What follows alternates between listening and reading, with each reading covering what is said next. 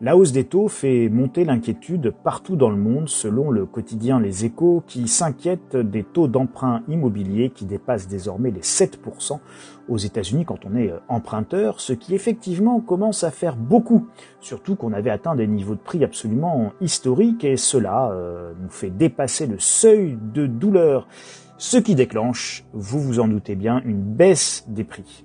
Aux États-Unis, cette baisse des prix, justement, elle est déjà très rapide pour un marché immobilier qui, d'habitude, est beaucoup plus sujet à l'inertie. Mais il n'y a pas que le marché immobilier qui craque outre-Atlantique. Les taux d'impayés et d'incidents de crédit sont également orientés à la hausse, ce qui va créer inévitablement des tensions au niveau du système bancaire et donc financier. En zone euro, les taux restent bien plus bas qu'aux États-Unis. Je parle des taux directeurs, et en France en particulier. Non pas pour les taux directeurs qui sont les mêmes partout dans la zone euro, mais nous avons les taux d'emprunt pour les clients, pour les emprunteurs les plus bas.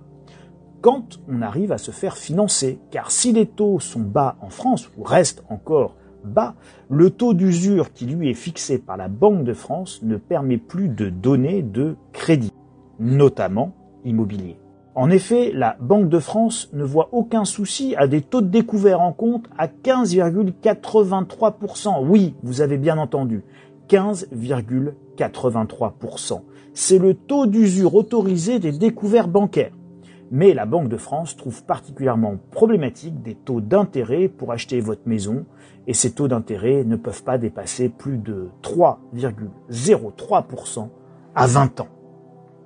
Il faut aussi noter que nous avons vécu pendant des décennies avec des taux d'intérêt largement supérieurs à 5%. Et c'était le cas par exemple il n'y a pas si longtemps, encore en 2009, lors du dernier resserrage monétaire réel des banques centrales et notamment de la BCE, les taux d'intérêt avaient atteint 5%. Le marché immobilier peut supporter autour de 4 à 5% sans que ce ne soit la catastrophe totale. Les prix baisseront et corrigeront entre 10 et 30%. Mais ce ne sera pas un crash d'anthologie, surtout dans un pays comme la France où presque tout le monde emprunte à taux fixe. Car taux fixe ou taux variable, ce n'est pas pareil.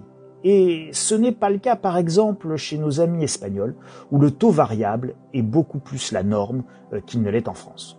Nous avons donc un risque de crise économique lié aux taux qui remontent, là où les taux sont des taux variables, ce qui fragilise considérablement tous les emprunteurs, et c'était ce qui s'était passé en 2007, 2008, 2009, avec la crise restée célèbre, dite des subprimes, qui avait entraîné la chute de la Lehman Brothers.